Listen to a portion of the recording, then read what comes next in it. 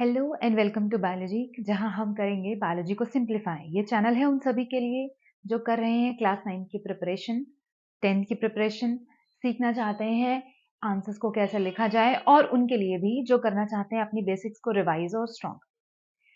ये वीडियो है regarding NCERT series, NCERT book के chapter fundamental unit of life के क्वेश्चंस को हम इस सीरीज में सॉल्व कर रहे हैं।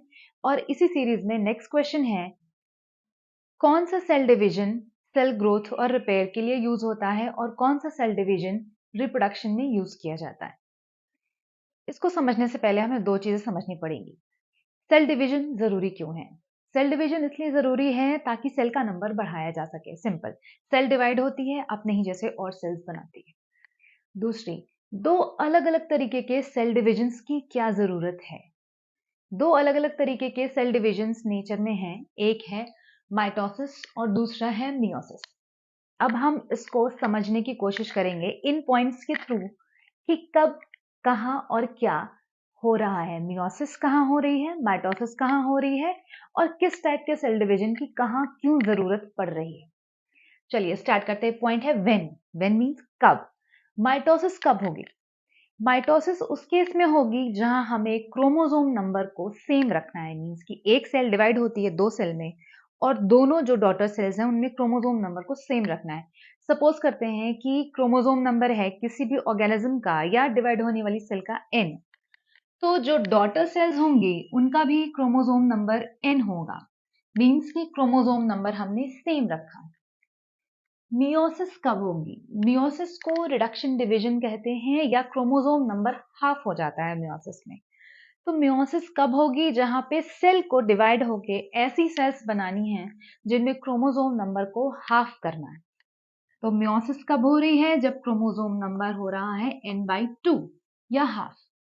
यहां n डिनोट करता है किसी भी सेट ऑफ क्रोमोसोम को या किसी भी सेल के क्रोमोसोम नंबर को। इसको हम 2n, 4n, 6n करके भी पढ़ते हैं। वो एक डिफरेंट चीज है, और वो आप आगे जब फर्दर जेनेटिक्स और क्रोमोसोम्स में जाएंगे तो उसको डिटेल में पढ़ेंगे। यहाँ सिंपल बेसिक फैक्ट को समझने के लिए मैंने n को यूज किया है। क्रोमोसोम नंबर सेम है माइटोसिस में, क्रोमोसोम नंबर हाफ हो जाता है मियोसिस में। हमारा नेक्स्ट पॉइंट है वेयर।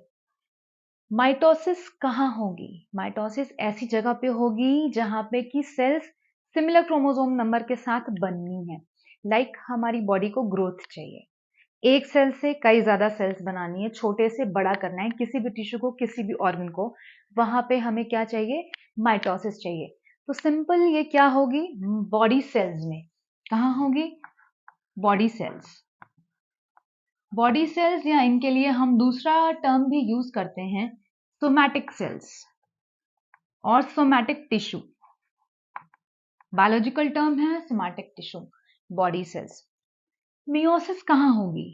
ऐसी जगह जहां पे क्रोमोसोम नंबर को हाफ किया जाना बहुत जरूरी है। और ऐसा काम कहाँ होता है?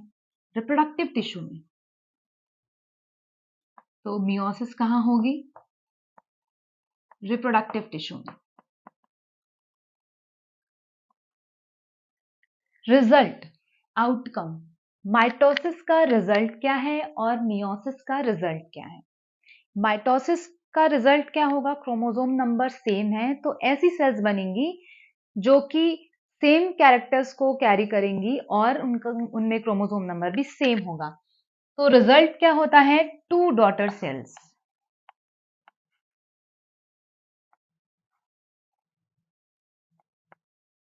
जबकि मियोसिस के केस में क्रोमोसोम नंबर हाफ हो रहा है और जो रिजल्ट में सेल्स बन रही हैं वो दो नहीं चार बनती हैं। तो यहां रिजल्ट क्या होगा? 4 डॉटर सेल्स।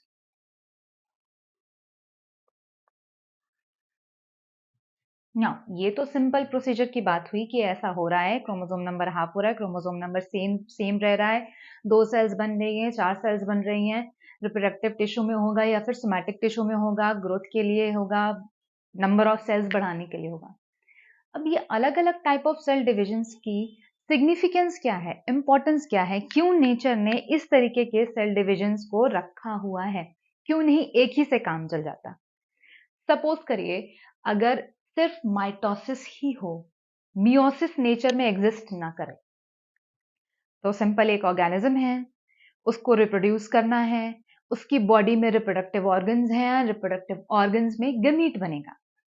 अगर मियोसिस नहीं होती, हम मियोसिस एक्सक्लूड कर देते हैं, अगर माइटोसिस होती है तो जो गमीट बनेगा वो अगेन किस क्रोमोसोम नंबर का बनेगा? एन का बनेगा। एन बनेगा और एन वाले गमीट से ही फ्यूज करेगा। तो जो रिजल्ट आएगा फर्टिलाइजेशन का वो क्या रिजल्ट हो गया? 2n हो गया। अब यहां पे स्पीशीज का क्रोमोसोम नंबर ही चेंज हो गया, ये डिफरेंट स्पीशीज हो गई।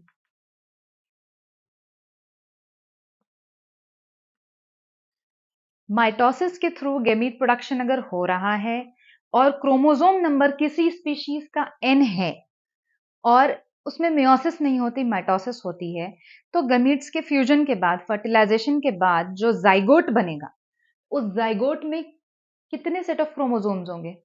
2n होंगे। ये तो फिर एक डिफरेंट स्पीशीज हो गई, क्रोमोसोम नंबर ही चेंज हो गया।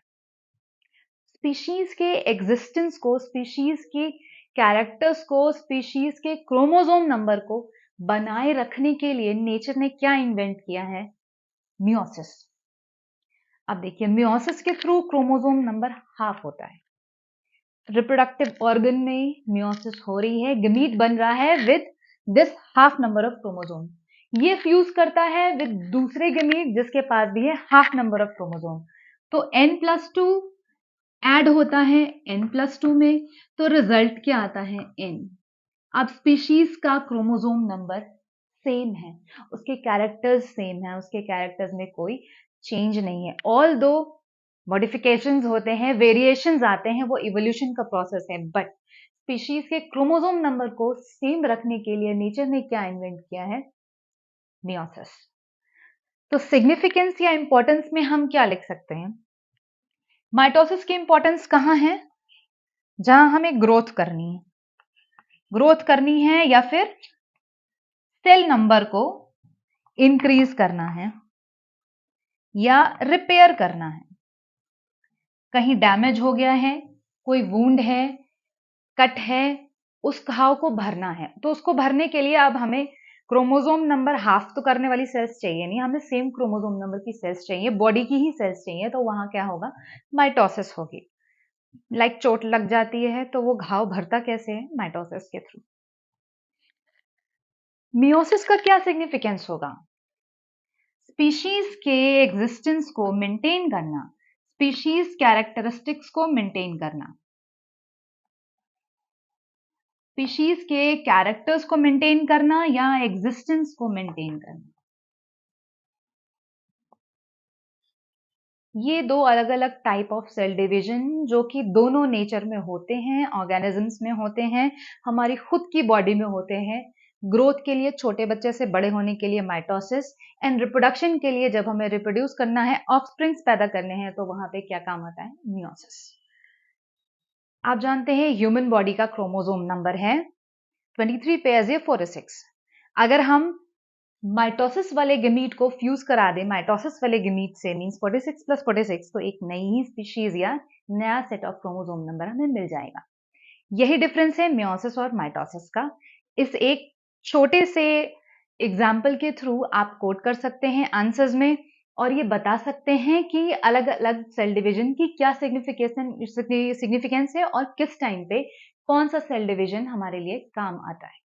आई होप आपको ये वीडियो हेल्पफुल लगा हो। Please share and subscribe. Thank you.